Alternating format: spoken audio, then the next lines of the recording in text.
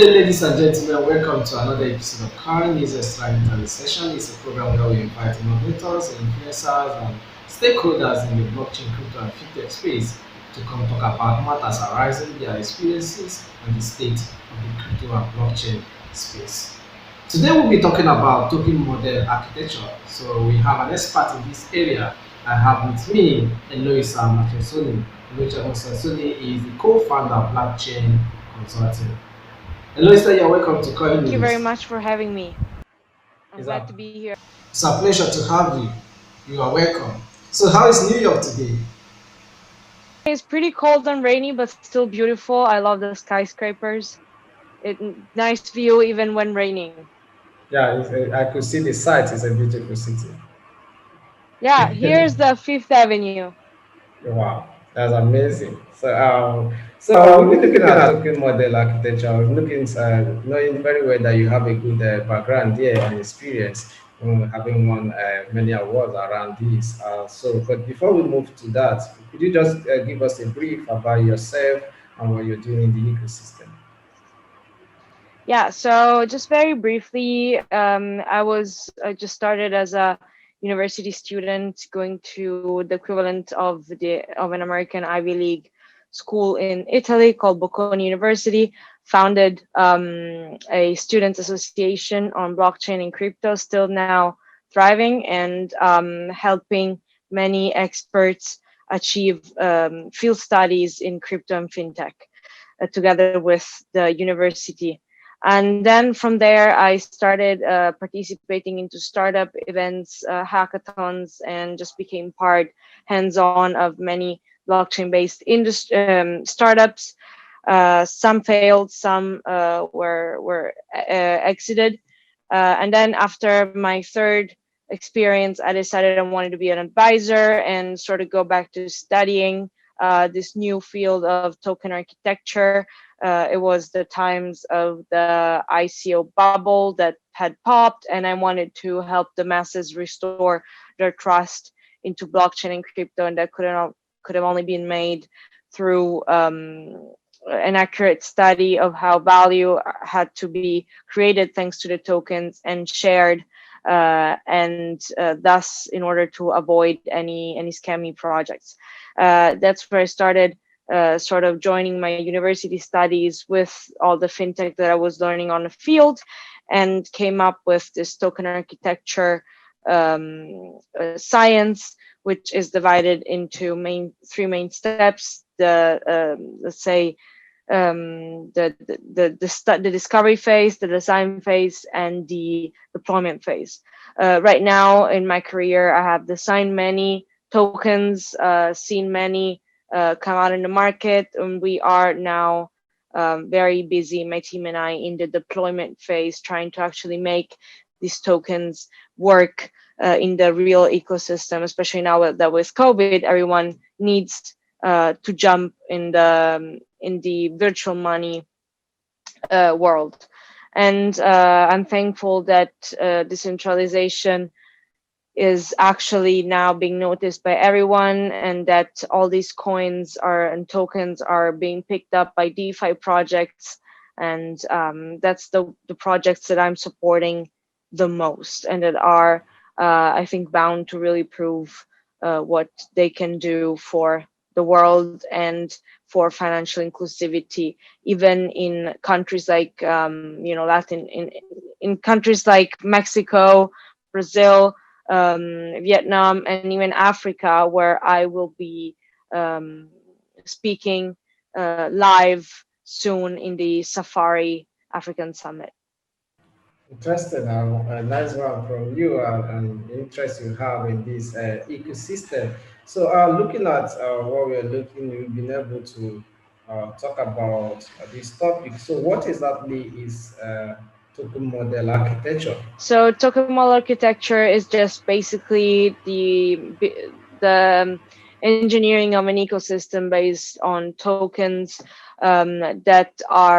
that can be of many different types, just payment tokens, utility, or security, or a hybrid sort of utility and security. But basically, what this ecosystem needs to ensure through their tokens is that the value is being created and at the same time shared, which is what blockchain in the first place was made to guarantee for the people, on top of actually making sure that there is a perfect fit between the market system and the ledger system, where the fit is not ensured by the trust that is guaranteed by a central authority, like a central bank, but is rather a trust that is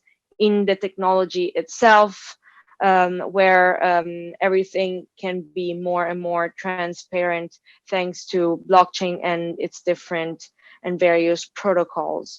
Um, I would say that among all these protocols, it is the Ethereum one that is mostly used when engineering these sort of tokens, and it is because Ethereum blockchain provides for a very modular way of structuring an ecosystem, thanks to also the possibility of having smart contracts. And in the end, all these DeFi projects, in fact, are based on Ethereum. Uh, Bitcoin is just a risk-free asset that in token architecture is used as a reference. It can be used as a reserve, and sort of in order to bring us back to the gold standard that once the US had put up, and that due to the financial institutions and central banks has collapsed. Now we can look at an e-gold standard, and I, as a token model architect, um, provide this a possibility for the best projects out there, guiding them through the discovery phase, mapping all the actors and the value creation, the design phase, helping them talk with the developers, choosing the right blockchain, the right tokens, and finally through the deployment phase using other emerging technologies like AI, machine learning to sort of provide for an auto correct sort of a mechanism that corrects itself when there are failures in the ecosystem, because every time you test something there's going to be failures. Yeah, interesting talking about the design when it comes to token model architecture. What are the mechanism design and shaping behaviors in token architecture? So as I said, by now, I think it is pretty much clear that we're all going to use the Ethereum blockchain, unless we're speaking about, IoT, and then you don't even go on a blockchain, you just go on a DLT, like the Hyperledger. But that's not really my focus anymore. I focused a lot on projects that solve payment system gaps, and that's why I'd say Ethereum for sure, and also permissioned. Permissionless is just not feasible, because right now there are still interests that are tied up to big entities in the ecosystem, especially in the first circle of the ecosystem. And when speaking about these big interests, you cannot just imagine that they would want all their information accessible at any time by everyone. They do want transparency, but they do also want privacy. So I would say permissioned, of course, and then lastly, what we're still trying to discover is which consensus mechanism really works the best, and if something like zero proof knowledge is the a solution, like Vitalik Buterin was arguing with me on Twitter the other day. I would say that among all the mechanisms of consensus, I love the delegated proof of stake. It is just the most beautiful representation of what democracy is inside a token ecosystem that can be applied to payments. So imagine that. About the zero proof, I am pro, but I still want to see that at work, because there's a lot of ideal projects that I've been also designing with the biggest minds in the industry, but we're struggling to have a validation in the in the real world.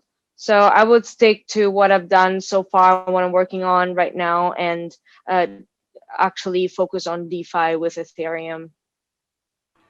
Interesting. You have seen what you've done in the blockchain ecosystem and what you're doing with your blockchain consulting firm, which you are the co-founder. So you've been amazingly well. So there are many questions around this. You are the Europe's number one token model architect, as stated by Irish Tech News and rest of the web. How did you achieve this feat? That's actually part of what my team and I do, because I'm vertical on the token architecture on the tech, but my team is a 360-degree consulting team with different verticalities, and there's really just three of us, but we covered the whole together with the whole 360-degree scene for a project with our partners. And shifting back to the how I did it with the Irish Tech News and becoming number one on the web, that's the expertise of my partner in business, Giacomo Marcaro. He's number one growth hacker according to Forbes, and he sort of took me from just being a student and said, "Hey, you know so many things. You are trying to cut yourself this little this new role of a token architect. We need to get that on the web. You are number one, and you're starting a new trend. People need to know about this." So he started this virtuous cycle of personal branding for me. I had the little blogs sort of ask me what I was doing and what my role was about, and then somehow the story was so incredible to everyone that Irish Tech News picked it up and put me unexpectedly in this list of the top experts in token engineering, and I was so happy to be number one. Interesting. That's nice one. Finally, before we draw the curtain on today's episode of Coin is Extra interview session. So, having been in this sector and seeing how things are going, how do you see the future of blockchain and cryptocurrency? Let's say in the next 5 years. Yeah, so the future is, um, I would say, it's just slow. It's a slow and inexorable, course of events that is within the technological revolution that has started years ago in the 90s with the internet, with and the HTML standard will just be replaced by a new standard, which is the blockchain. And I do believe that my kids will use a lot of smart devices, a lot of payment solutions that will run on blockchain. They will not even need to know it. Exactly, when I was born, I did not need to know that when I was going online, I was using the HTML standard or whatever.